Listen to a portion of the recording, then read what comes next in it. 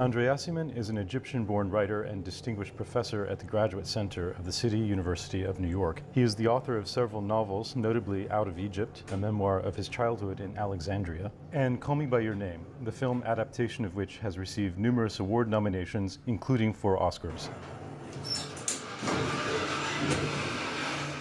Your family got to New York, though, you guys. How did you manage that? And difficultly. It was very difficult because my father had lost all his money, all his fortune, his business. Everything was taken away from him when he was kicked out of Egypt. So we arrived in Italy and we were basically living off the dole of family members who had settled way before us and who had money. Eventually I went to school in Italy and then come to the States to go to college. I wanted to go to an American college. And so my parents said, well, okay, fine. It's a good idea that you go to the States. We'll come with you. There's a line in Out of Egypt, though, of somebody saying, thinking about where to go, and like Japan, and that not New York, there are too many Jews in New York. Yeah, oh yeah, that was a thing. New York is filled with Jews. How could you live with so many Jews? Right. That was my father who said that. But we came here, and it turned out to be very hospitable. I mean, immigration does work. Actually, it's funny, we have the Javits Center behind us.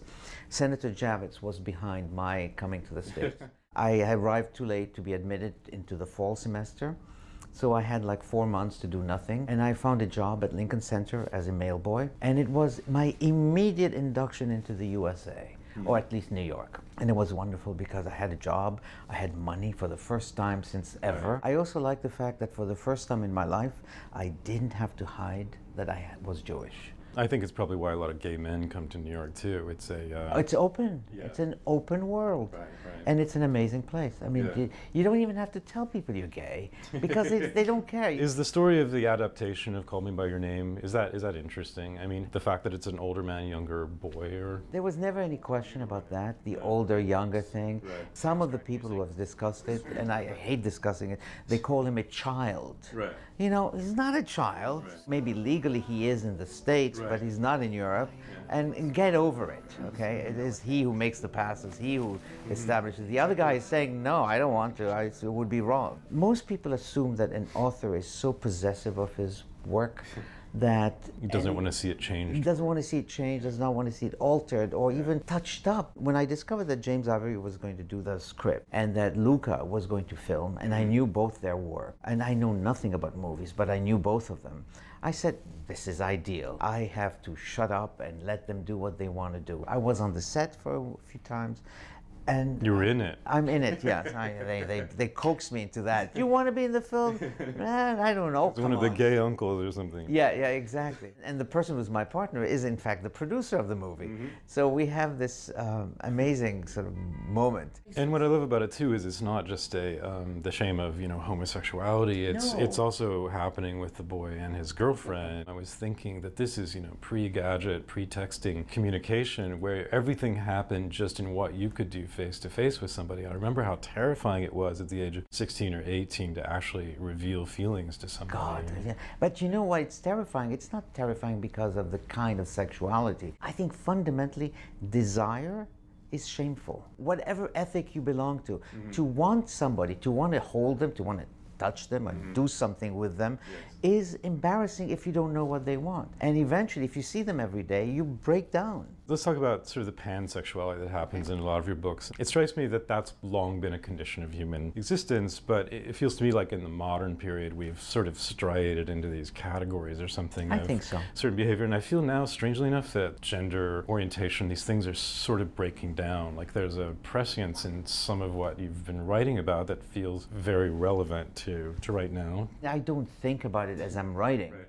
I go where my gut tells me to go. Sometimes it's below my gut, but I go there. I realize that when you write, you cannot have shame. I can have shame with people, but I cannot have shame when I write. If I'm going to write, I'm going to have to say what it is that I feel.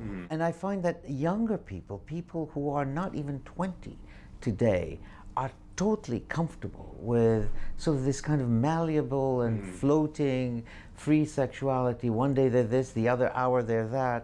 Yeah. They are both at the same time. Isn't this what humanity has always been like? I've noticed in a lot of writing recently that there are these sort of non-linear models where you jump around, and maybe Enigma Variations is one of those. Is that a trend in writing, or is it? I think it is a trend. I did it for totally different reasons, because I had these chapters of my life, of my imaginary life, that weren't reconciled. And I wasn't going to reconcile them into a large novel where the character was one day this and one day he does that. I didn't want these connectives that would create sort of fraudulent transitions. I do think that the traditional realist novel is dead and should be dead because it's awful. But I think that most people write in that tradition. They do a kind of kaleidoscope effect. Yeah. They might be imitating cinematic narrative in some ways, right? They might be. It's kind of that, or it's more like the cartoon situation where you move from one image to another image that is not connected. You're supposed to create the transitions yourself in your head, and then you realize, oh my God, this is where it's going. I get it, okay. I have no patience for these kind of experimental novels. Now, you cover similar themes in so many of your books, across different books and in different forms, and I feel like in some ways you don't try to do everything in one volume. In some ways, I think maybe if you look up at the shelf the books you've written, that in some ways becomes a total work of art. Is that something you consciously steer toward now? No. As I'm about to die? No. No, it's more like there are young people who write with the sense that they're accomplishing an oeuvre that's going to have a particular voice. And I'm saying to them, that therefore you're writing basically one book many, many times. I'm against that. I think that everything I've written is different because I've written about, exile and sexuality, and God, how are you going to reconcile those? But it's usually about a certain problem that I have, and I'll tell you what it is, not that you asked, but it's a problem with the trouble with living in the here and now. I don't know how to do that. I don't know how to be in the moment, or as Montaigne used to say, when I dance, I dance. When I do this, I sleep, I sleep. When I eat, I eat. I don't know how to do that. That's not me. So macho. Yeah, well, it is a bit macho.